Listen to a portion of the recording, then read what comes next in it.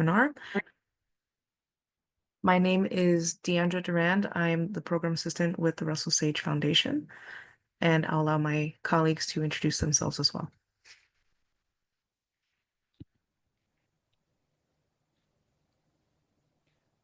Hi, I'm Stephen Glauser. I'm a senior program officer at the foundation. Hi, everyone. I'm Maya Donald. I'm a program assistant at RSF.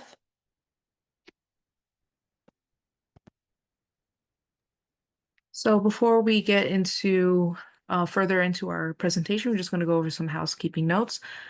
First, this webinar is being recorded and will be available on the website within a day or two. We are using, if you have any questions for us, we would ask that you put them into the Q&A function for your questions, and we will address the questions at the end of the presentation. If you have any questions that are specific to your project, we would ask that you send your project-related questions to our email, programs@rsage.org, which is on the screen. That way you can get more individualized responses because, we are trying to be a little bit more general in this presentation. But again, if you have any specific questions, please email us at programs@rsage.org.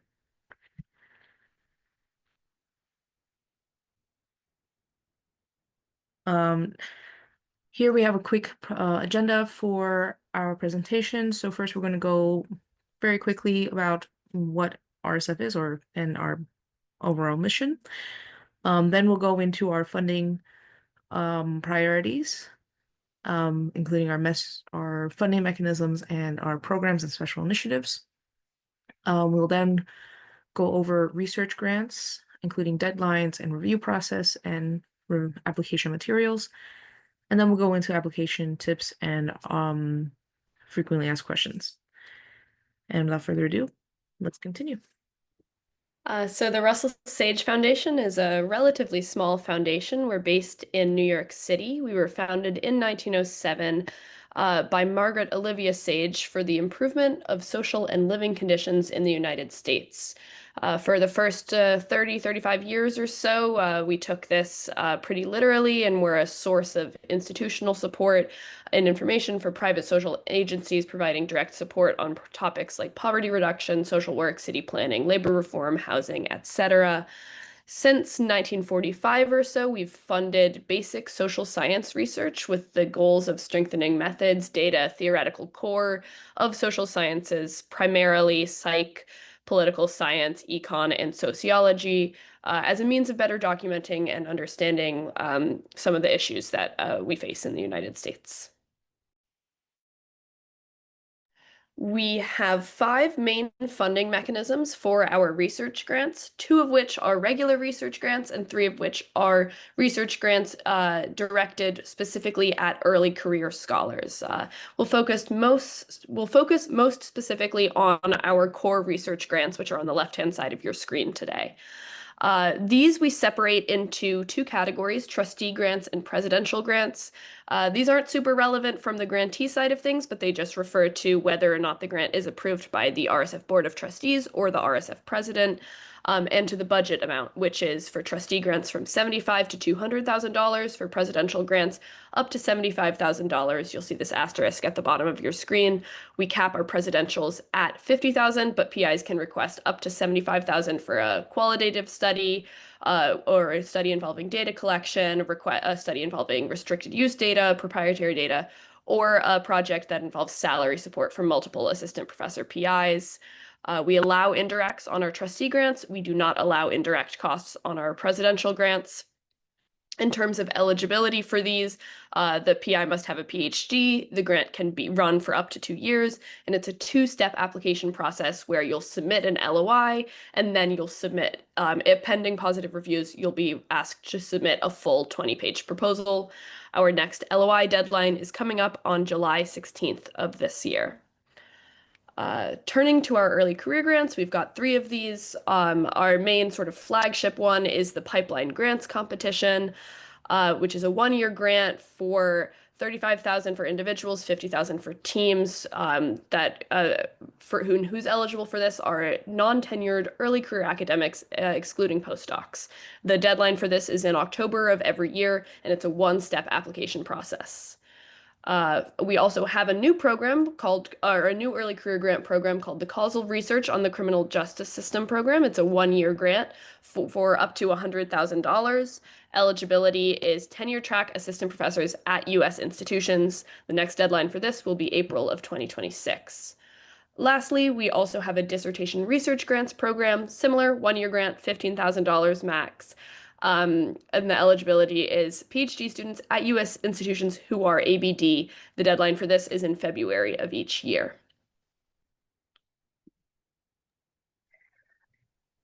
So next is our core program areas. We have 4 program areas, and the RFPs have been dropped as links in the chat for you to review as well.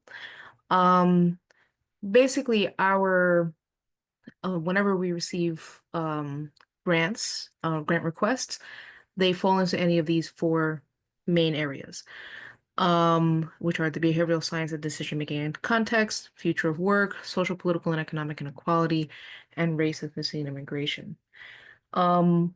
We do understand that the RFPs are not exhaustive and should be treated more as examples and guidelines. But the main thing that we do look for is innovative research methods in social sciences on US related topics. And we do also recognize that often a person's project may overlap with these programs. If you do find yourself confused about where your project may be, if it is more of a fit for future work or race or immigration, I would just recommend that you email us to get some guidance. But overall, let's say that if you submit a program for SPEI, which is the Social, Political, and Economic Inequality, and we feel that it is more of a future work program, that does not hinder your application. We just simply move it over, and it will continue to be reviewed as if it was originally submitted under future work. So, but if you have any questions, please feel free to email us. The areas that we typically do not fund for Russell Sage are projects that are health outcomes, studies that are education processes or teacher outcomes, and studies that are outside of the United States. Unfortunately, our endowment limits us to only projects that are within the United States. On occasion, we may consider funding projects that are comparative, but there must be a US related component to that topic. And also projects that are considering operational support, program evaluations, or animal studies. But again, if you have any particular questions, please feel free to email us. Next, we will discuss our special initiatives. We have 2. The first one is our Immigration and Immigrant Integration program that is co-funded with the Carnegie Corp of New York. And sorry. And our newest initiative is promoting the educational attainment and economic mobility among racially, ethnically, and economically diverse groups after the 2023 Supreme Court decision to ban race-conscious college admission policies. This is co-funded with the Hewlett Foundation, Spencer Foundation, and the William T. Grant Foundation. This particular initiative was created in somewhat of a response to the 2023 Supreme Court decision. And we are very interested in understanding more of the spin-off or downstream effects of the decision, whether it refers to past experience with a ban or a present one. We're not necessarily looking for evaluations of interventions. So more about what are the consequences. So if you do have a project and you're considering submitting a proposal or an LOI for our Supreme Court related special initiative, feel free to email us and we will see if it's a good fit.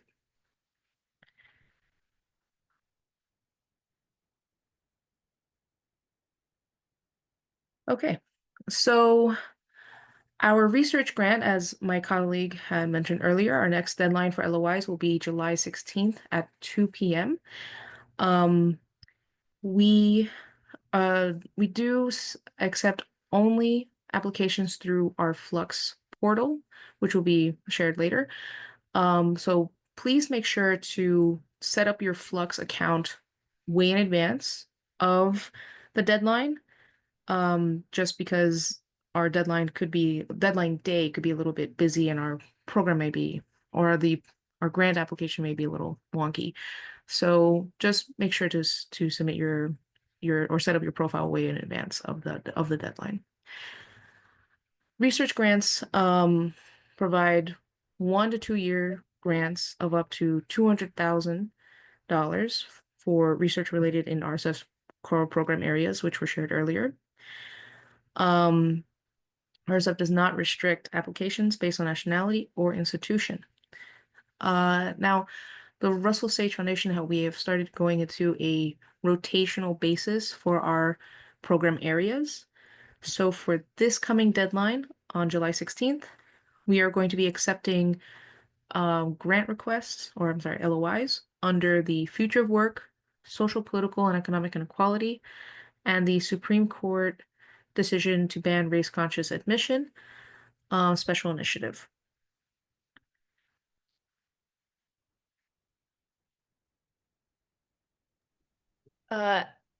No, this is yours. Sorry, Deandra, go ahead. Oh, sorry, 1 second. Okay, so this is kind of an outline of our review cycle. So the first step, and I'll just kind of go over our first section, which is the letter of inquiry. We will later in our presentation, we'll go over our proposal portion. So when your proposal is submitted, which again is July 16th at 2 p.m., it goes through an internal staff review, where this is basically a desk reject area where we basically review the applications that come in and determine whether or not they are a fit for our priorities. And like I mentioned before, this is where we would basically say, oh, this project is just about, I don't know, French farmers or something. Unfortunately, that sounds like a great topic, but we don't support program or projects that are outside the United States. So that's as an example. If your project is approved for external review by our external reviewers, then it will be pushed out and we will invite interdisciplinary reviewers to review your letter of inquiry and determine whether or not we should invite you for a full proposal. Our reviewers are basically, since we are an interdisciplinary organization, we try and find people that are likewise interdisciplinary, and we try and match as best as we can the reviewer to the project. So any projects that are submitted for this deadline, which is July, the deadline decision or the decision for funding will be made in March of 26, with the earliest grant date being May 2026. So please keep those dates in mind. At the LOI deadline on July 16th, as mentioned, you will need to submit an application form via our Flux Grants Management portal. In addition to that, please submit an LOI, which is 4 pages, single-spaced, and an abbreviated CV, which is 5 pages max. In this LOI, we want to know most about your research's design. There should obviously open with a section on the motivation, the theory, the contribution, but the majority should be dedicated to the research design. References don't count towards the page limit, and you can also include a one-page appendix for charts or tables or preliminary data, whatever you feel is important to include. We don't require formal budgets at the time of application. We'll ask for that at the proposal stage. So a paragraph max, a couple sentences about what you'll be using the funds for, is all that we need at this time. And then, as mentioned, it can take up to 2 days to approve your application, to approve your account to be able to submit an application. So register for your account if you don't already have one ahead of time.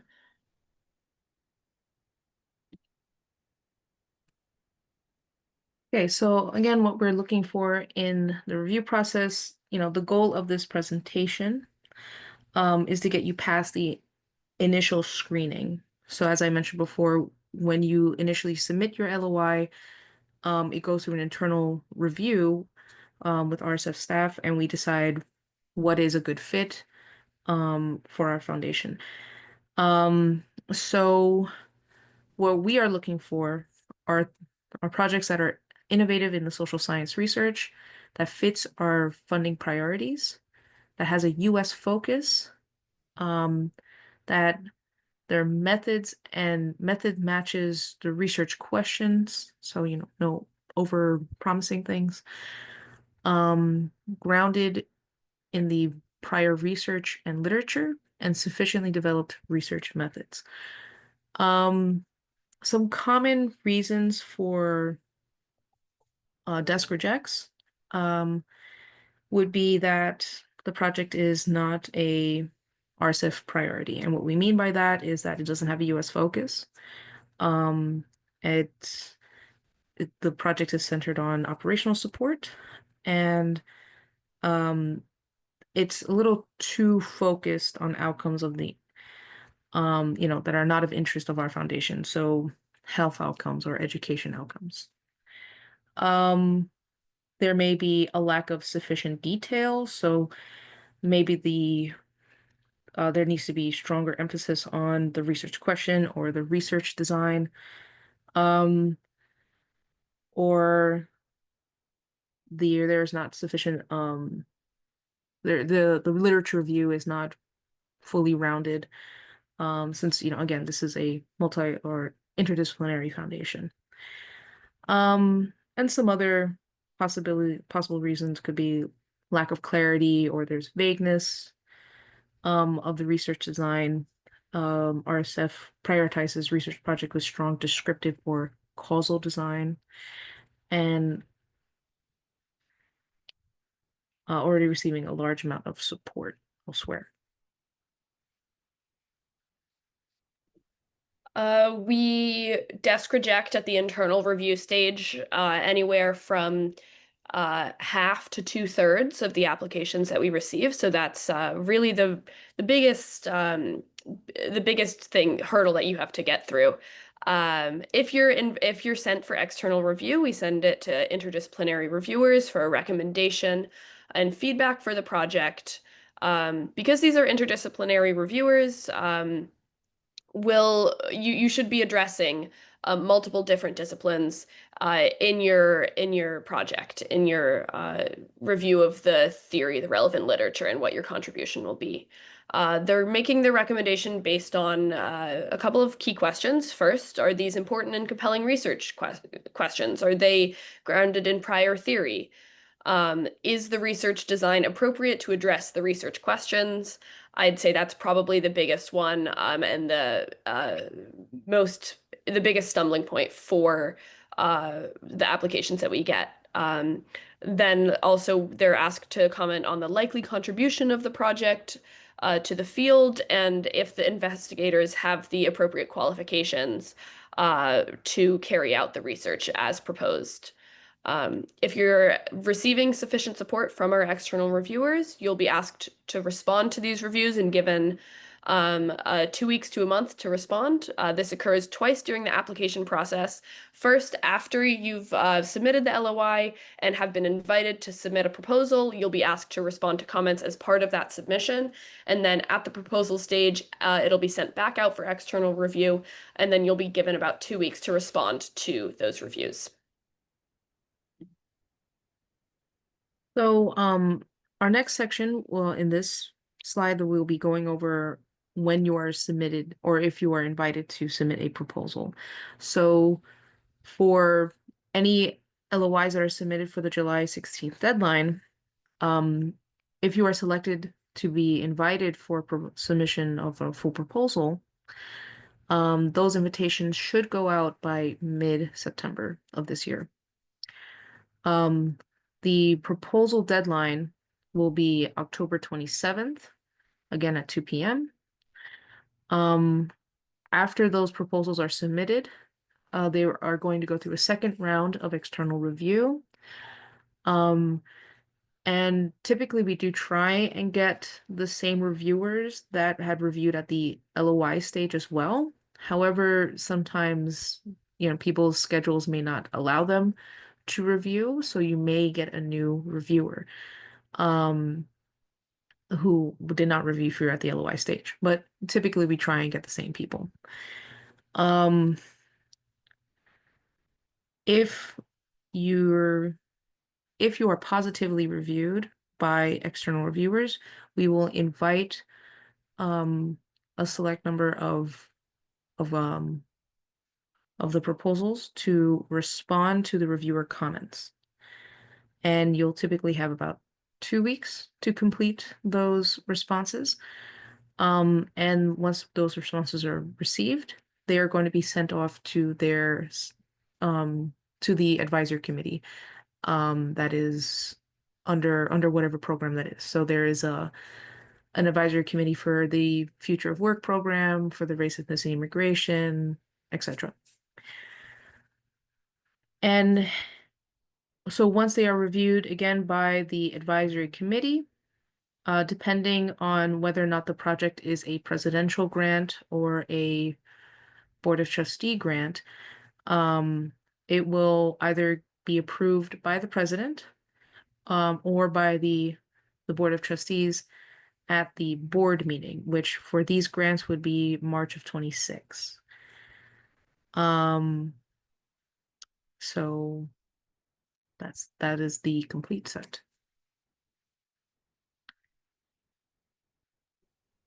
At the proposal deadline, you'll submit a 20-page proposal, a budget, which we need using the RSF budget template, a budget narrative that includes a project timeline and any survey quotes if your project involves survey data, a response memo to the LOI reviewers, and the CVs of your co-PIs, which are also subject to that, approximate 5-page limit.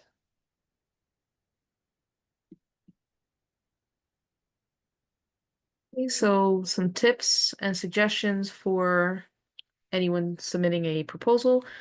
First, just make sure that this is a project that fits the foundation's funding priorities. The research questions should be the driver of the proposal itself, and should really map out the research design and methodology. You should balance the proposal narrative.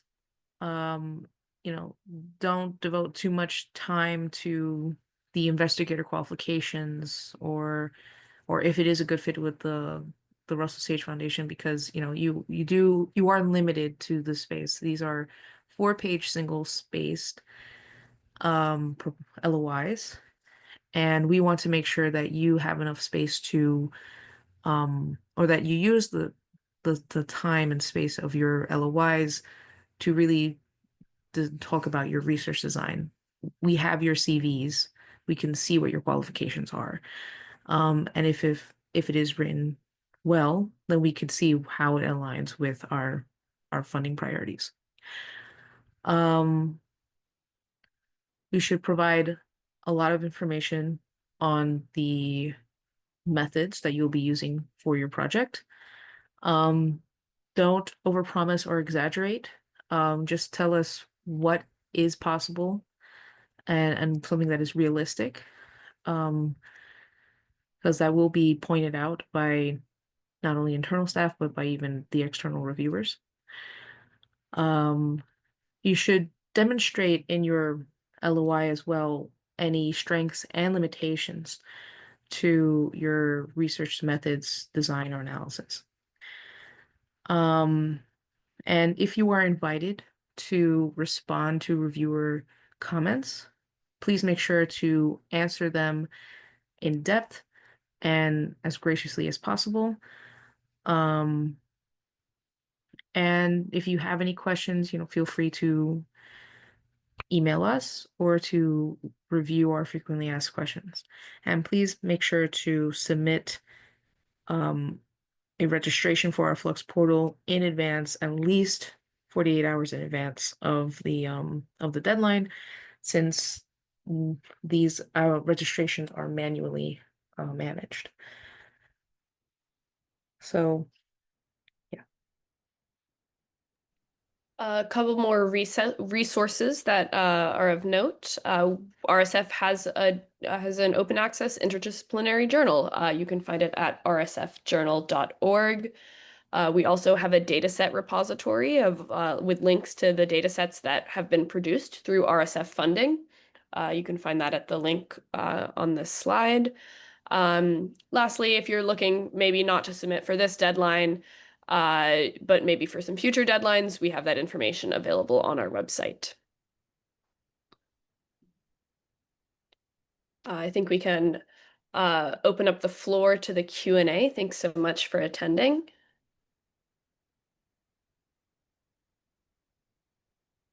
I did see an email, or I'm sorry, not email, a question about the webinar. I just want to reiterate that the webinar will be available on the website within a day or two.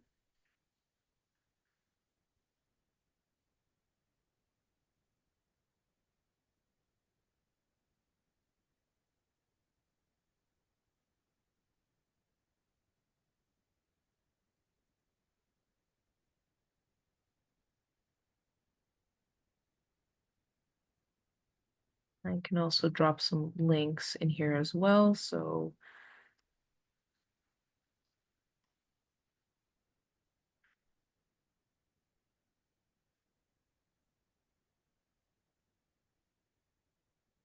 I see one question about the sound cutting out.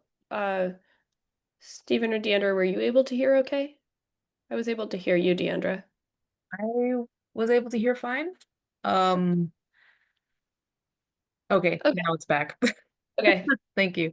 Yeah, I either way, this will be posted on the website, or you can reach out to us with any questions. So I do see a question, a very good question in the chat, in the Q&A.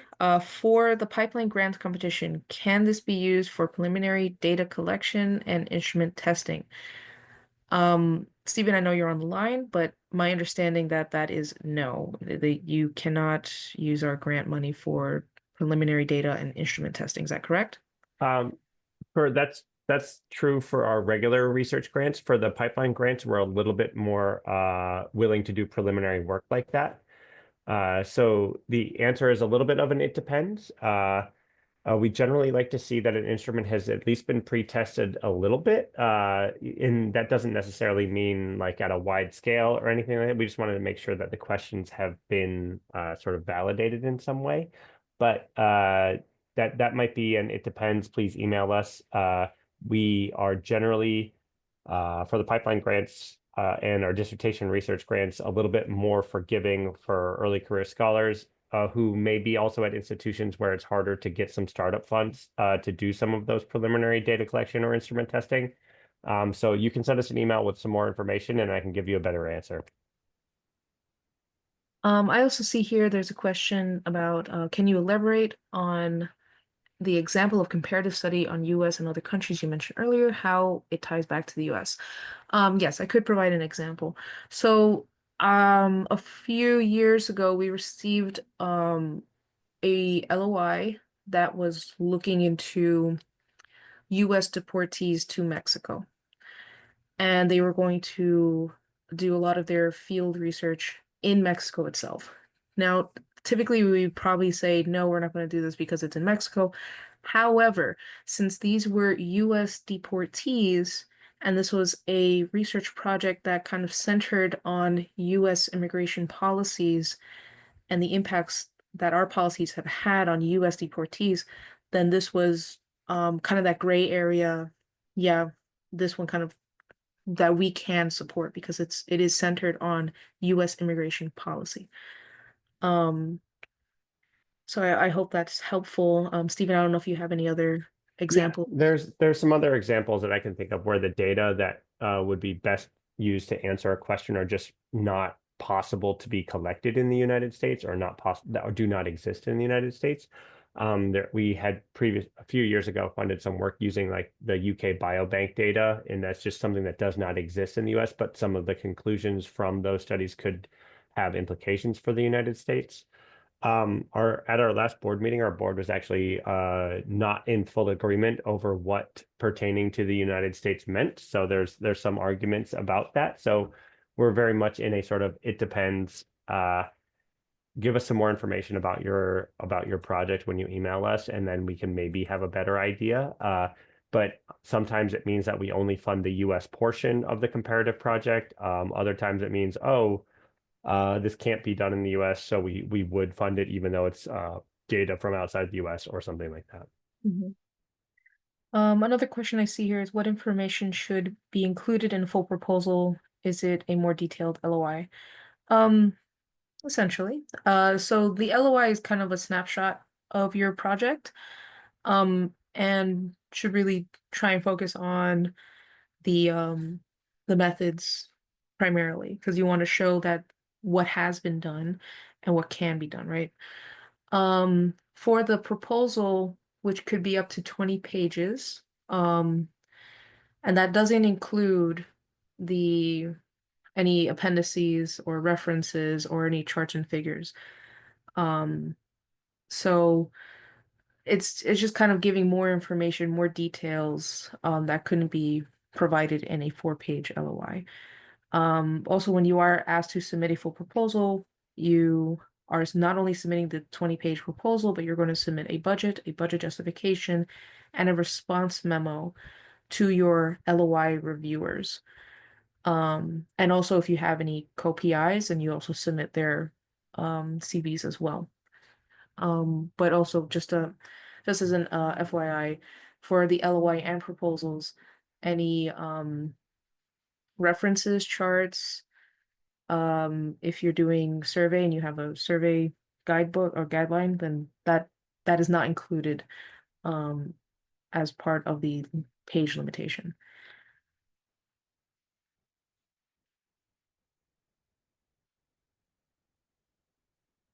I also see another question here. Are PhD students only eligible for the dissertation research grants? Yes. And that is an annual application. If I remember correctly, the next deadline is going to be next February. Is that right? Yes, that's correct. Yeah. So at this time, the only eligibility for PhD students is going to be for the dissertation research grants. A couple questions on if we provide sample LOIs and full proposals. Yes, we have those on our website. I don't know if They're- Stephen, you'd They're be also in the chat as well. Okay, they're in the chat as well. Mhm. Yes, under the successful applications link and the grant writing guidelines, so you can find those there. Those will be helpful to answer the other question about specific sections to include in the LOI. Yeah, you should start or open with a section on the relevant literature, background, theory, and what the contribution of this project would be. We want the majority of the LOI to be devoted to the methods and the analysis. So that should be, 50% or so, about 2 pages. And then there should be a section or a couple of sentences maybe on the budget or what the work is actually going to do. what the funds would actually be going towards. We don't need a section on PI qualifications or anything like that because we have your CV. I'll just jump in real quick because something that we see often is folks who have applied to other funders like NSF or some other funder, and they're sort of copying and pasting their application into an LOI for Russell Sage. And we know when you do that because you'll include something like the broader impacts that NSF used to require as part of their application. So you should really take the time to like read the priorities of the place that you're applying to and see what they're asking for, because we don't care about things like that. And when you only have a 4-page, not that we don't care about that, it's just not something we take into account in the review process. And when you only have 4 pages, if you're wasting time on things like investigator qualifications, a broader impact section that maybe is required for something else, then you're leaving yourself at a disadvantage, because what we are telling you explicitly is we want to see the data, the methods, like the research design is the most important thing that we are evaluating these on. I also see a question here that, is there any limitations to the number of PIs that can be on a project? Yes, so there is a limitation. Proposals should include no more than 5 PIs. And for further details about those type of limitations and other budgetary requirements, I would dropping the link to our budget requirements here. But please keep in mind that at the LOI stage, we don't need a lot of detail about your budget. And that's a question that we get often. Because you will give us more detail about your budget if you are invited to submit a proposal. So at the LOI stage, you really just need a sentence or two about, this is how much I'm requesting and this is why. And that's it. You don't need to go into further details.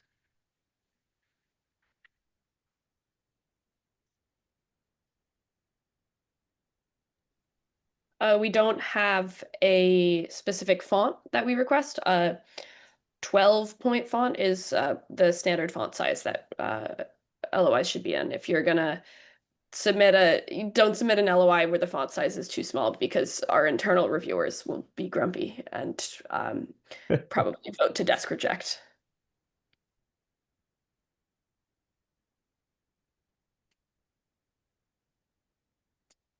I can answer this last question about Sure. if this is in reference to my previous answer about sometimes we do fund preliminary data collection, and it depends. This is very much an it depends. Generally, preliminary data collection should be completed, but we do fund data collection in general. Like we fund surveys, we fund interviews, we fund ethnographies. And it's, again, this is very much an it depends. We are more likely to fund preliminary data collection from under-resourced institutions or something like that. But it's an it depends and not a 100% one way or another answer.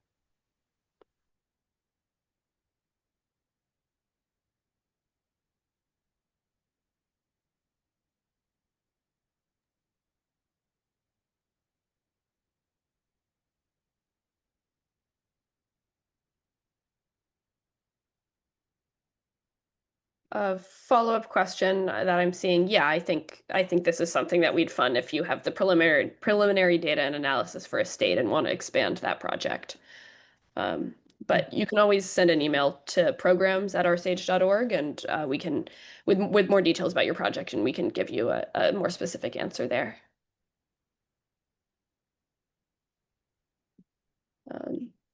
I think that looks like it's it for us. Again, if you are thinking about this and you have questions, or you want to send us an abstract and get a sense of if it's a good fit for RSF, you can send any questions to this email on the screen, programs@oursage.org. Stephen, Deandra, and myself monitor that email and will respond as we are able.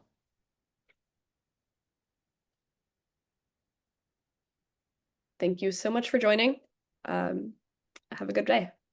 Thank you.